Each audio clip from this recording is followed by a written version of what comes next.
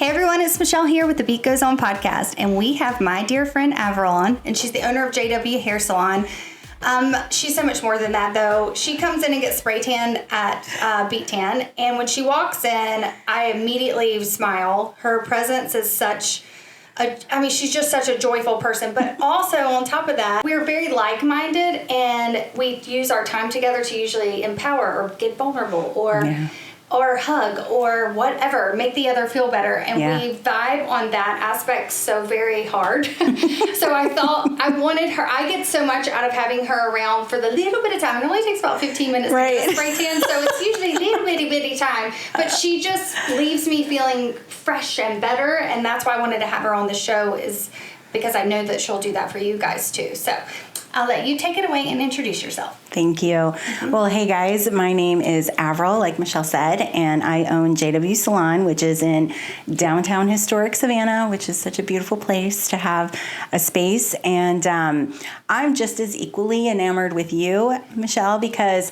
you're very uplifting. You know, I am human. I have so many insecurities, and coming in and getting a spray tan, I'm like, oh goodness. And you're always just like, you're so beautiful. You're so wonderful. I'm like, thank you. Because I shake the table.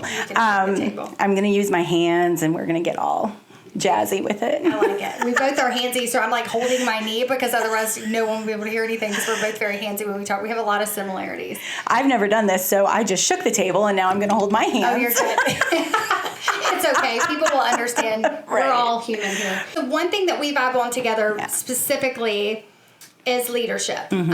I train on spray tan. I have spray tan partners, but you have how many stylists? So in terms of staff, I have 12 people under me. And then you lead, she leads in the community in other ways. She damn sure does me.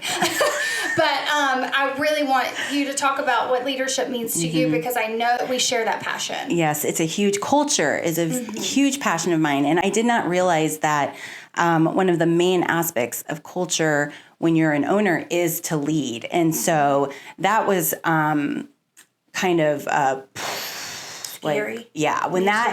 When that came down the line, which I'm happy to go into. Yeah. Please. I've been a hairstylist for I think 16 years now, and owning is something I always wanted to do. Now, I'm not going to lie, I thought being an owner or being a boss just meant like telling people what to do, like just dictating to people, telling people what to do, bossing people around. I did not have the emotional intelligence or the scope to realize that really leadership is serving others, and it's growing others, and it's seeing potential in others. And so when I first bought my business back in May of 2016, so May 1st is my 7th year owning. So that's Beet Tan is a May birthday too. Really? Mm-hmm. So that's so exciting. We gotta get together. Yeah, celebrate. I love what you just said, so I want to keep going with that because it's so powerful. Yeah. So I bought this business, and there were existing employees at the business, and I came in, and I had my passion, and I had my business degree from Kent State University and all my years. And I'm like, I've got this, Yeah. Who's not going to want to work for me? I know what stylists want. They want education. They want to feel like they have a happy place to work at. I would call it arrogance and ego and pride, which every leader has to have. You were doing the best with what you knew and what you had at the moment. And so, it started out really well because I was very confident. But then as development started to happen, and that's with people, as people started to happen, because in almost every business you have some person. If you have a company where it's just you're working behind people, then maybe it's just customers. But any service industry usually has some form of employees with them. Right. And so those are the people I'm talking about in this case. And as people happen, as their own insecurities, as their own fears, as their own desires and wants, and as all these things started to surface, it was crazy how much I felt like a lack of control happened. And I'm someone who desires control. Yes. And so I didn't know what to do with that. I had no coping skills with the... You mean everybody didn't do what you thought they should do? I had to think. Who would have thought? It was was so funny because I really went into this thinking, well, everyone's going to want to work for me. So it's just finding the clientele. That's going to be the hard part. Nope. It was the opposite. I found the clientele, but people did not want to work for me. And so what happened is after about a year and a half, I had a walkout. I had a complete salon walkout. You mean everyone walked out? I did not know this. Person, except for the front desk person, who the front desk person just was new and, she wasn't a part of it. But every single person had gotten together and conspired, and they all planned. Gosh, that makes my heart hurt. Yeah, to walk out, and they all went to the same place. I think all but one went to the same place. And so I am not going to take responsibility for the walkout because that was something that was their choice. They could have chosen to come and talk to me. They could have chosen to quit on their own terms, individually talking to me, seeing if there was anything I would do. So I won't take responsibility for the walkout, but I will take responsibility for everything that happened prior to the walkout. Right. Because as I said, I lacked complete coping skills with just all the insecurity that I felt as a leader or as an owner. I was not a leader. And what I did is I brought it all into the salon. So what that means is I tried to garner sympathy from people. Nothing will break down trust faster than trying to gain sympathy or doing false vulnerability. So I was trying to gain sympathy.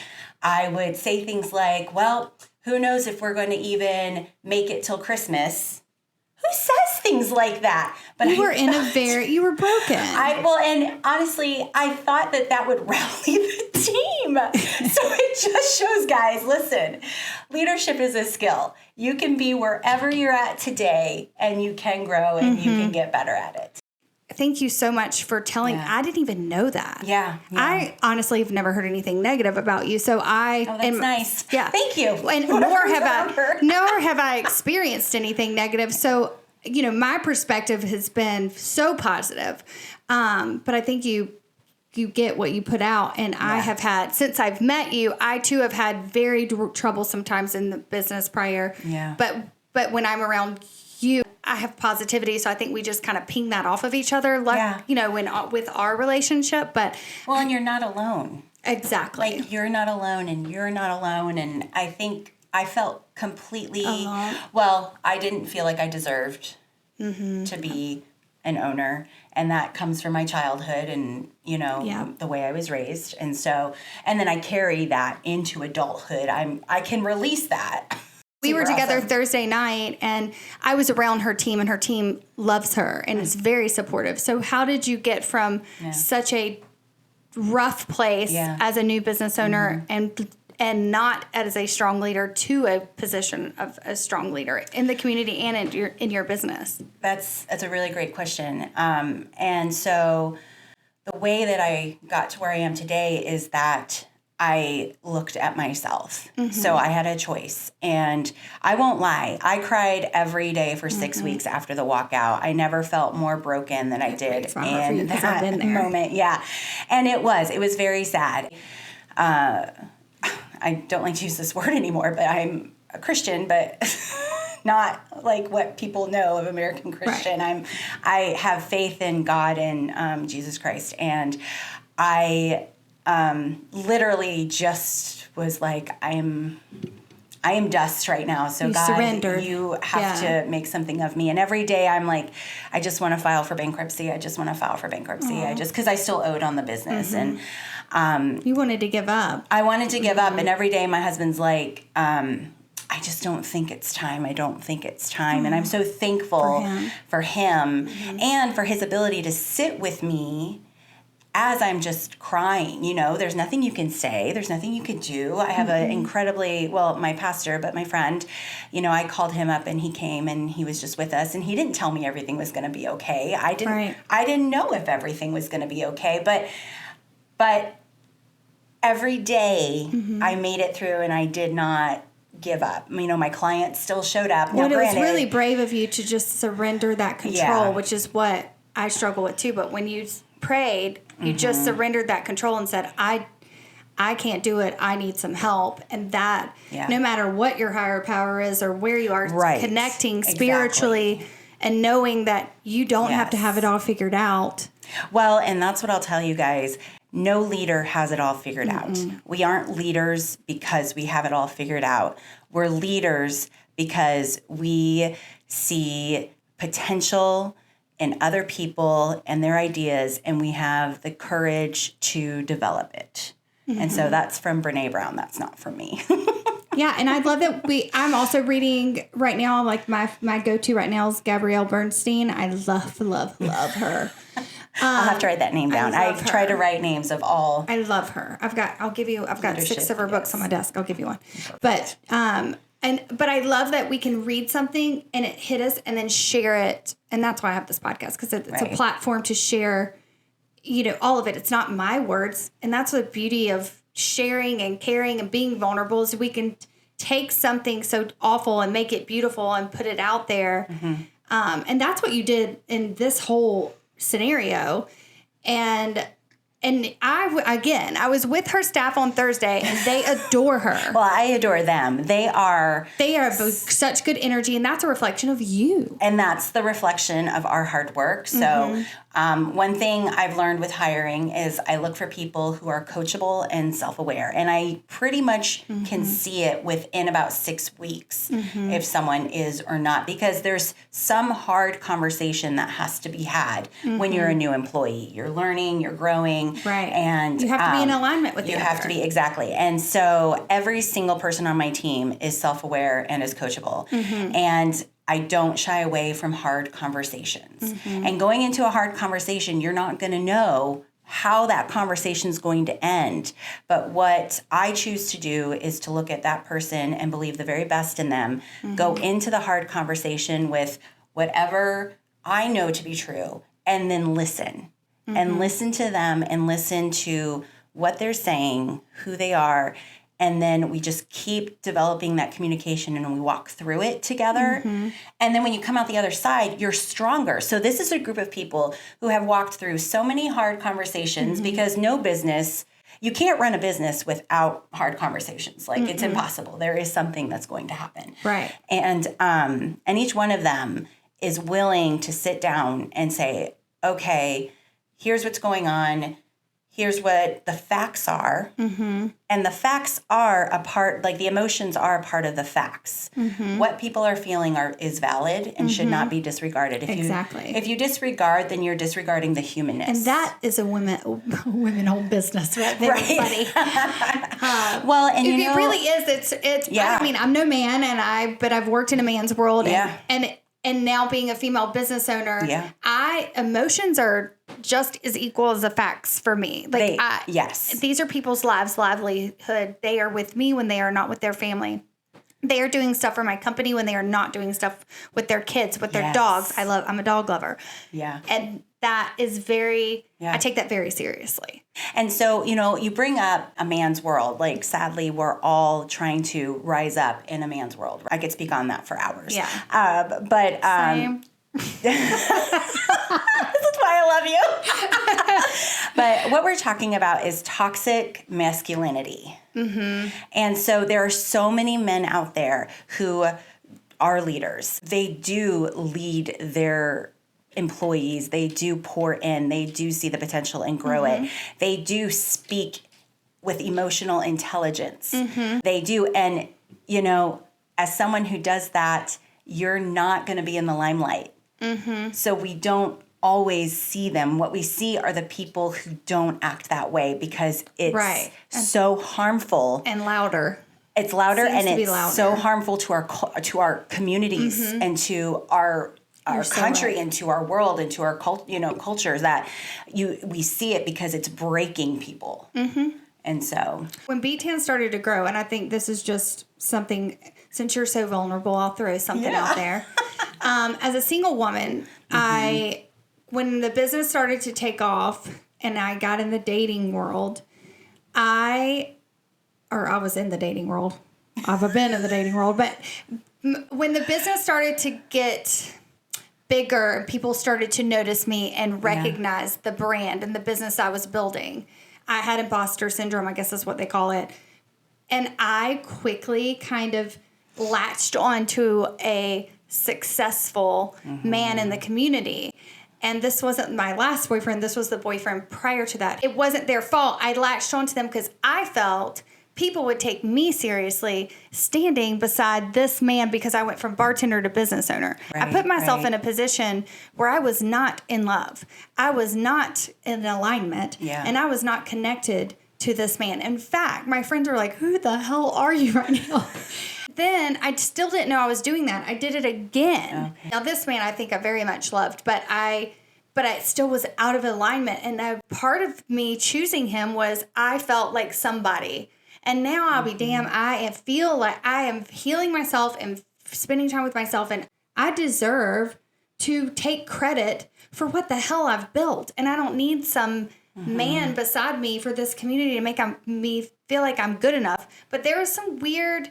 And it was in my head. No one actually feels that way. It was a narrative I was playing in my own head, and I felt more confident. How sad is that? That I felt more confident. Safe. You felt safe. Right. I felt I really did. And actually I was not, because I had not put myself in a safe position. So I'm taking it very, very, very seriously.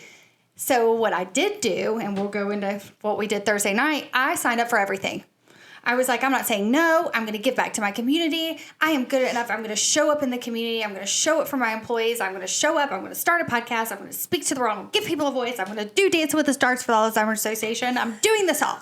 I'm going to spread love to the world and better myself.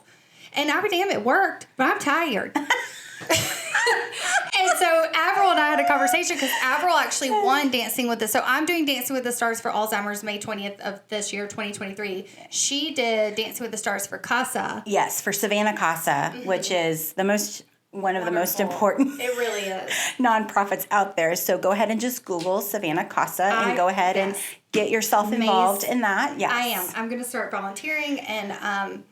Yes, I went to the event. So we went to the event Thursday night because Averil was the winner last year, and 2 years ago. 2 years ago. Sorry, 2 years ago, and I had heard how great she was, and so when she came to get a spray tan, I was like, you got to let me inhale some of that confidence you had because I have heard about it, and I'm going into doing this, and gladly was like, come with me. I'm at the VIP table. We're sitting in front. Because she's a previous winner, so she... Well, and so my salon we donate the hair and makeup. And sponsor it, Yes. So she had the ability to give me a seat, is what I meant by that. And I was front and center. Meanwhile, I had an employee misread the appointment book, and somebody was trying to get in my store, and I was standing in front of a lot of, right behind the judge's table. I was like, I can't really deal with this right now. Anyway, that was business owner. That is business ownership right there. That is it at its best right there. But she was so sweet to invite me, and it was good to share that I think we both have been through some pretty weird times in business, and we've been, knocked down and drug around, and even by ourselves too. Well, and any person that delves into leadership is going to get knocked down. I just have to say, Brene Brown describes it so beautifully, and I actually think of it. Actually, this is Theodore Roosevelt made this speech, and it's amazing. It's in her book, Daring Greatly. And so I can't quote the speech. I don't have the book. I'm sure I could look it up, but I won't, even though I want to so bad. So tell us the context of it. So he talks about that you're in the arena, okay? So imagine a colossal arena that is filled with people, and you are down in the dust. You are sweaty, you are bleeding, you are broken. You are the one that is getting up every day and going in and fighting for what you believe in, fighting for people, and you're just... like I said, the dust is around you. You could be knocked on your knees. You could be knocked on your butt, and you get back up. And that's what a leader does, is they get back up. And then you talk about, the people in the stands, and you have to really choose who you listen to as a leader, because the people in stands, Brene talks about it, and I'm going to quote her a lot because I'm very much immersed in her literature right now, but she talks about the cheap seats. And it's very easy to criticize someone who is out there putting themselves out there because it's safe where you're at. But you put yourself out there and you need to know who your people are, that you will listen to those voices and not the voices of the cheap seats. It's That's such it's incredible. Advice. Yeah. And I love the way that you worded it. And it's really where I'm in the happiest place. So I went through the trenches. Like I went through you were in the separating myself from a person I was dating, which was really hard because there was a lot of love there, to the business was growing and I was like, I don't deserve this. I am freaking out. Imposter syndrome. Bad. I just want to put a word to that. Imposter syndrome. Bad. I had it bad. I have it. Directors of companies have it. Yes. The most successful people in the world have it. Yes. And I was going through it, and I'm telling you, I just kept going. I kept going, and I showed up for myself, but I showed up for others, and I chose love over fear. And that's not something you can just be like, okay, I choose love over fear. I have to wake up and every single morning and throughout the day say, I choose love over fear. I choose love over fear. I love you so much. Because that's so brave and so courageous. I'm sorry. Keep going. I just want to hug you, but I can't because I have all this stuff. And this is what we do when she gets spray tanned. And this is what I want to be in the world always. It's my true passion. It's what I want to do. And this is why you were on here, because we resonate on that. And I knew by getting your voice on here, we would. We are going to take a little break because I think both of us just want to hug. And then we'll be back. Summer is finally here, and everyone wants that perfect tan. But why put your skin at risk of sun damage and aging when you can get a gorgeous glow the safe way with Beet Tan? Our organic formula derived from beets gives you a flawless and natural-looking tan without any harsh chemicals or UV exposure. Plus, it's fun and easy. And if you want to join the Beet Tan team, we're hiring. We're looking for spray tan technicians and administrative help. Submit your resume to hello@beettan.com and join our fun and exciting team. Have a safe and fabulous summer with Beet Tan. Let's get glowing. Visit us today at beettan.com.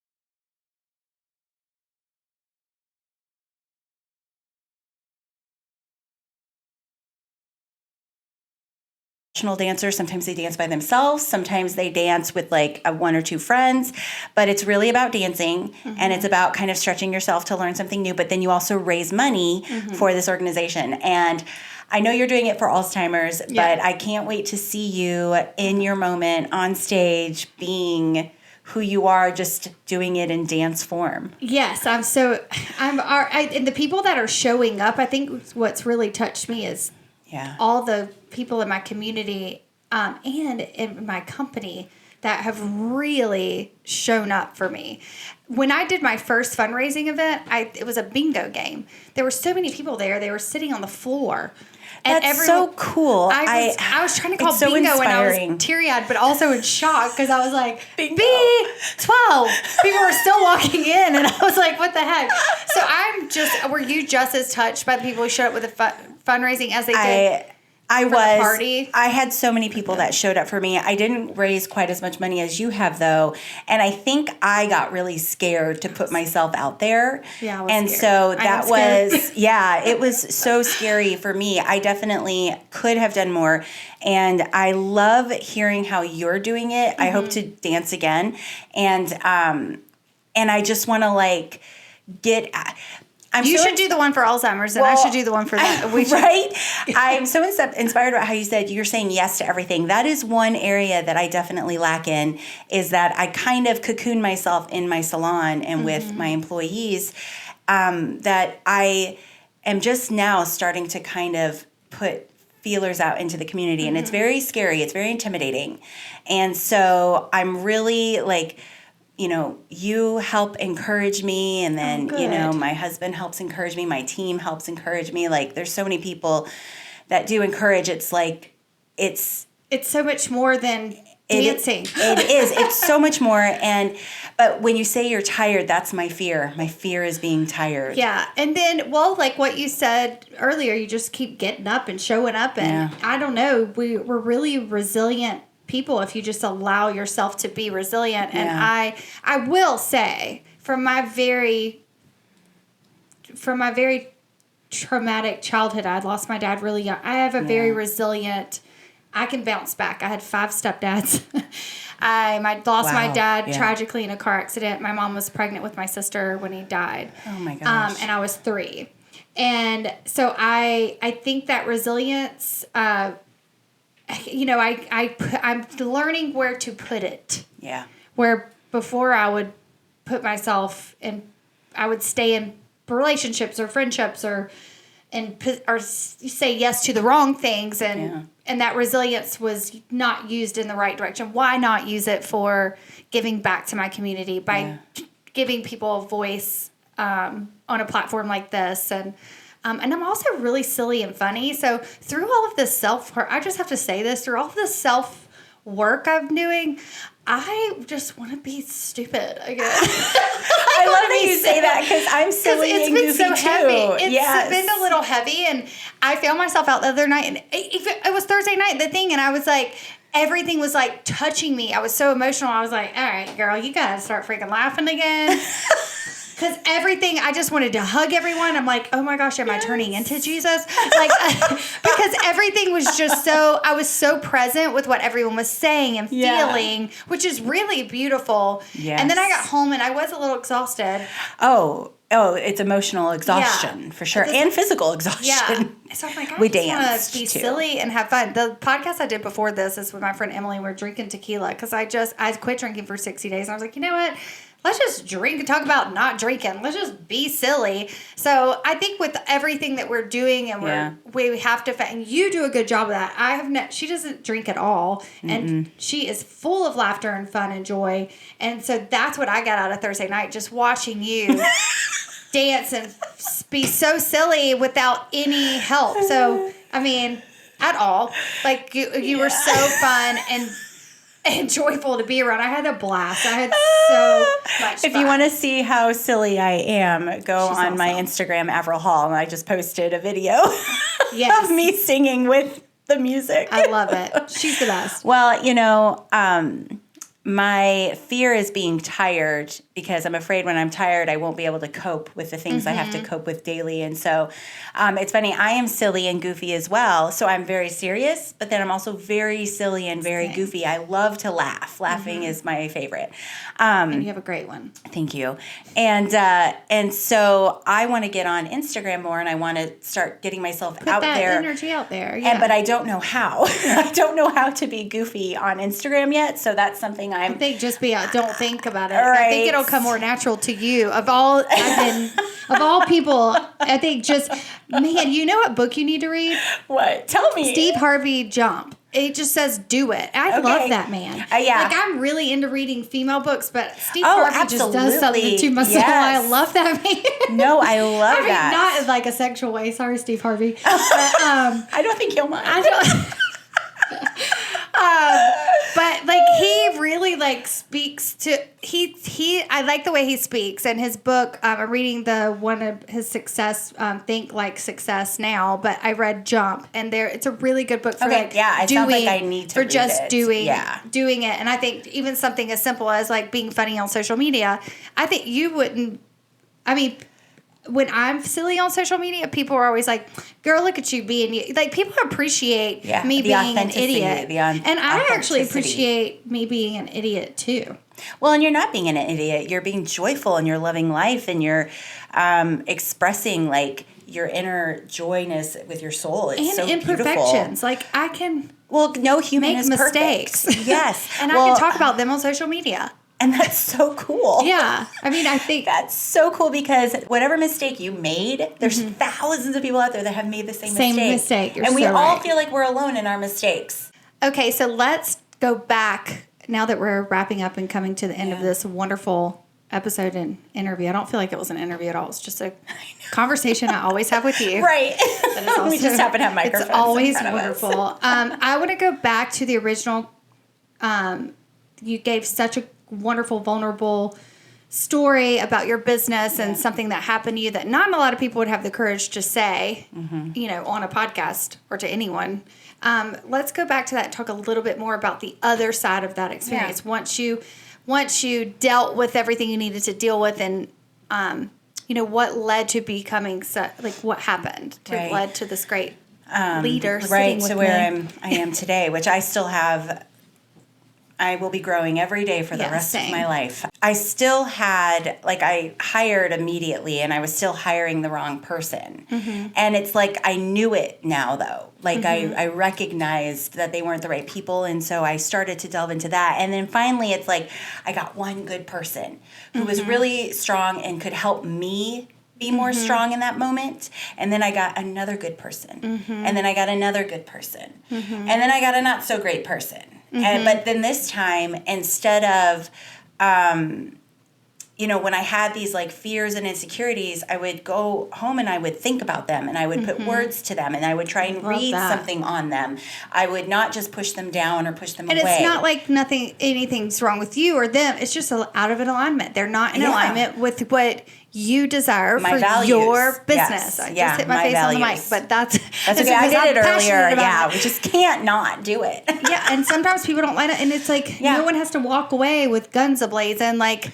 And here's what I will. True to yourself and your business. Yeah. Well, and so one of the saddest moments I had of becoming an owner was realizing that in certain people's stories, I'm the villain. And that's just going to happen sometimes, especially when I don't have hard conversations right away. There was someone that I hired, and within 4 weeks, I knew, I was like, ooh, this is a red flag. But I kept letting it go, and then a year and a half later, we split, and there's just, it's not healthy. It's not a positive split. It's, it's a very traumatic split. And so anyways, I was still kind of doing things like I would stick my head in the sand when a hard conversation had to happen. And that's one of that you just don't ever want to do that. A conversation never gets easier. It only gets harder. So if you just tackle it right away, then you're able to walk through it. But I hadn't really developed the trust. I had these good employees coming in,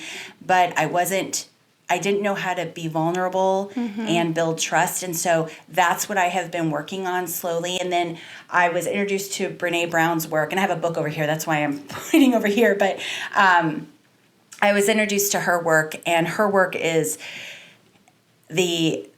it's incredible. It's incredible. I highly recommend.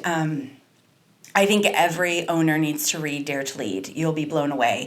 And so I just slowly started working on things, and by the grace of God, it has grown and evolved to where now I am now doing leadership courses with my team. So there's 6 seminars. Cool. And I work with 3 people at a time, and we work through the Dare to Lead book and the workbook.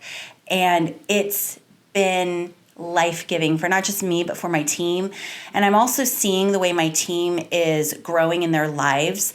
They're working for me, and I've just seen them evolve from, they're getting married, they're buying homes, they're taking these bucket list vacations, they're saving money, my business is not the wealthiest business in the world. I'm not the wealthiest person in the world, but my my team seems to be flourishing, and we have seasons that's where it's really amazing. hard, but they're having babies, they're taking maternity leave, they're coming back, they're still coming back to like a strong clientele.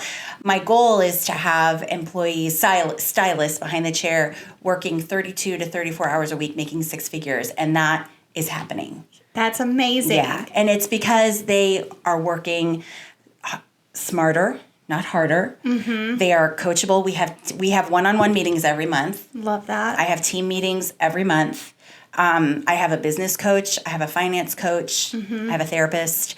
Same. Get yourself a good therapist. And I just started. So how long ago did you start doing it? I just started doing this in January. Therapy? Well, therapy and the business coach. So my business coach I got in 2017. My finance coach I got in 2018 after the walkout. And then I've been getting therapy since I was in college. I luckily had the forethought to start. So I started therapy end of last year, October of last year, and then the coaching, the life and business coaching has just started in January. In fact, I just graduated my first and continued. Congratulations. Thank you. But That's you know what? huge. I didn't know that you did that. That's what's so crazy. I've always felt like this connection with you, and here we are, you know, making similar decisions, and I can see, you know, how special your staff is, and how much that it was like being with sisters. I don't know. It was like a very family vibe, and the fact that you care enough to do a leadership program within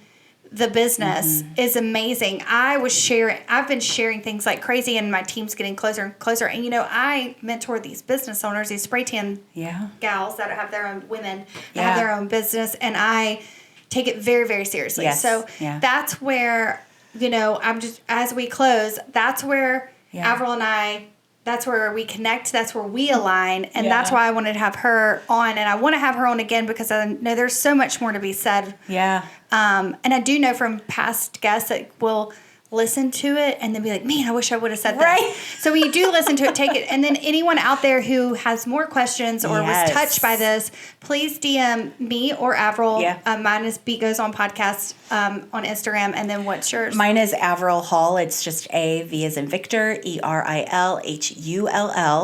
Or JW Salon, also both good Instagram accounts. You can DM on both of them. I would love any questions, any conversations, anyone who wants to get coffee. We'd love to serve. I really do. I love just connecting. Yeah. I love people. Well, I love you, and thank you so much for coming on. You're I love it. We're going to have you back on. I love you so much. Thank you. Thanks, guys.